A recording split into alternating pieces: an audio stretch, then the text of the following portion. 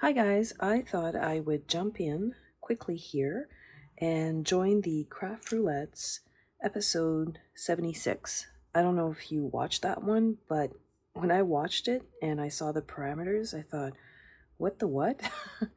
You want me to do what exactly? And I thought, you know what? I've been in a bit of a funk, haven't been crafting for a couple of weeks, and I thought, okay, this is going to get me out of my funk for sure. So you had to pick your favorite project. That was easy. And something vintage, something sport, and weaving. And I thought, oh my gosh, how am I going to get this pulled together? So my favorite actually came last, believe it or not. So I knew that, like a summer sport vintage, I knew that I had this stamp set in my stash, and I thought, okay, that's kind of nice. And I knew it was big, so I used my thin cuts. This is a square one, and it's what is it? It's 4x4, and I thought, okay, well, I could make a 6x6 card because I wanted to have some real estate to show my weaving, and I'll show you how I got that into the parameters. And then I thought, you know what? I think I want to do it like a longer card, so a standard 5x7. So this one here measures 3 3/4 by 5, and although a 5x7 card is not my favorite, it actually worked with this stamp set. You can see here how that's going to work really, really nicely. So again, I pulled from my stash, and I had this, like, it's a summer kind of paper, and I'm really hoping this is going to count as weaving in the pattern. So I'm going to pop this on the front of the card, and I'm going to add just a few patterns here just to kind of finish it off. And you see, when you look at this square one, so that's kind of how it started, kind of gets lost on this format, but this one here looks good. So this is not my favorite card, but in order for me to get this done, I think that it worked out really nicely. So I've got favorite in this case is a 5x7. Vintage are the vintage colors, so I'm using toffee and espresso, and when you stamp this in toffee and espresso, it kind of looks vintagey. And then summer sport, well, some people call sailing a sport, so I'm going to go with that. And then this pattern paper here represents the weaving part of the parameters. So I'm going to quickly put this together, and we'll see how it all turns out. So I'm going to start off right here by adding a little bit of distressing. So I'm going to add some all around this piece right here. And you saw that I tested that on the side on just a scratch piece of paper. And I'm not actually going back into the ink. I'm really doing a soft blend. I tend to have a heavy hand, so I try and do it softly.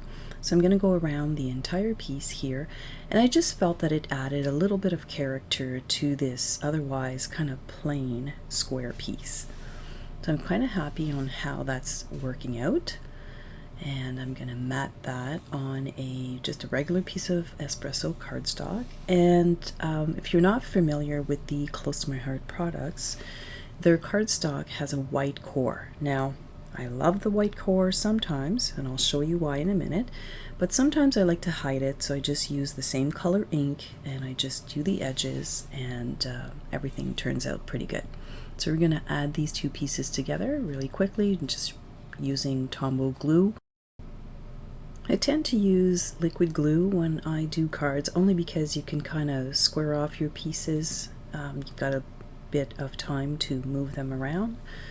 And here I thought, okay, I'm going to try this. Haven't done this in a long time. So it's direct to paper dragging. So you're literally dragging your ink pad across your paper, in this case my pattern paper, and it leaves this streaking kind of distressing on the edges.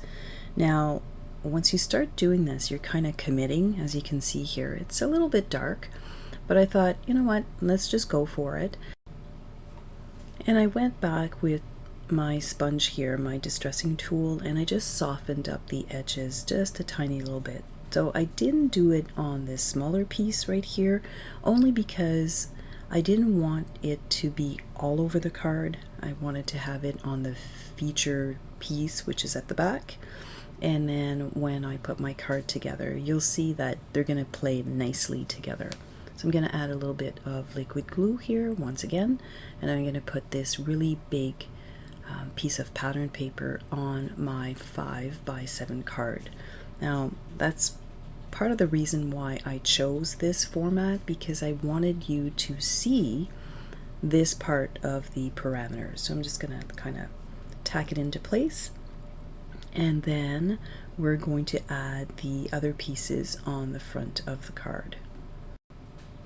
So getting back to the white core in the Close to My Heart cardstock, I'm pulling out here this tool. It's a distressing tool. You might have it in your stash, or if you don't, you can use scissors, but I tend not to use scissors because it will dull your blade. So I'd rather use this little tool right here. You can use your fingernail as well. So when you run this tool across, it really exposes the white core. So I'm just going to kind of curl it back a tiny little bit here, and I'm going to add ink to it. So because it's white on the inside, I can color it whichever color I would like. So I'm going to keep on going with those two colors, with the espresso and the toffee, and I'm just going to add a little bit of color, and it just kind of adds to the card and to the vintage look. That's what I'm going with. So here I'm putting those two pieces together, and before I tack that down, I decided, you know what, I want to add a little bit of hemp. I don't know about you guys, but hemp, depending on the thickness that you have, sometimes it doesn't play nice and it doesn't stay down. So I find that by using just like micro dots, and I just place them here and there on the front, I can totally train my hemp to go exactly where I want it to go. So I'm just going to tack that down. So I'm going to use a couple more of those micro dots, and then at the back I'm going to flip that over, and I'm just going to use a regular size dot, and it works like a charm. Like I really like you know, making sure that everything stays together.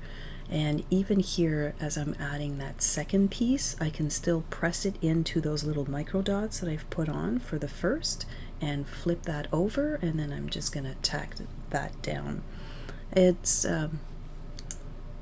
hemp is kind of like, you know, it's a little bit thick, so sometimes it kind of creates little bumps in your cards. So if you don't like that, this is one way that I found that if you don't wrap it around too much, it kind of works out. So I'm going to put a generous amount of glue, and especially where I've got my hemp, because I don't want that to kind of come apart when I give my card away. And I'm just going to tack that on the card front right here. So I'm going to make sure that it's nice and flush, and that's what I like again about liquid glue. You can kind of move your pieces around, and I'm just going to help with the gluing part. So I've got these little clips, I don't know where they're from, but I'm just going to hold that down just to make sure that everything is nice and secure. So I'm going to go back here to my panel where I've got my stamped image, and here you see me just cutting some fun foam. Like this is from in the kids section, like they're really inexpensive.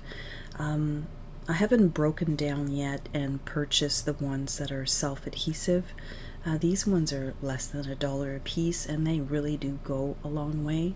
So I like to put like a full piece at the back when I pop up on some cards, only because you don't get that waving from dots, and again, it's really inexpensive, and it just kind of suits the bill. So I added quite a bit of glue on the back side. So I'm using double adhesive here, and then I'm going to add liquid glue for the other side. I find that when you put liquid glue on both sides, it kind of warps a little bit, and we're trying to avoid that, right? So I'm adding, again, a generous amount because I don't want it to pop off my card, and I'm gonna pop that right down on the right hand bottom corner. Now I'm gonna put a big block on this just so that it can dry. I'm gonna clean up my mess a little bit, and then I'm gonna audition a few embellishments. Now I went into my bin of embellishments and I had a few. I had these little wood ones. These ones here are super old. You've got some pewter ones, and these ones here are kind of like an antique copper. I thought, that's gonna look really good. So I'm gonna add a few to this card, and again, to go with the vintage theme, I decided to put them in the corner of this white piece right here, this piece that I've got my stamped image on. So that's kind of looking good. So back to the craft roulette. If you ever get like you feel like you don't have your mojo going, or you're in a creative funk, which I was, join them every Friday night, and the wheel is spun and you never know what you're gonna get, because I know that when I was watching this episode I thought, oh my gosh, like I can't come up with a card, like these are crazy parameters, but look at the card now. So your favorite turned out to be a 5x7 vintage. I use nice colors here, so the espresso and the toffee, and then a summer sport. Sailing is a good summer sport, and weaving, I use this really nice print. So you never know what kind of card you're gonna make until you watch the craft roulette. Thank you so much for hanging out with me today, and I'm going to post a couple of videos here I think you're going to enjoy.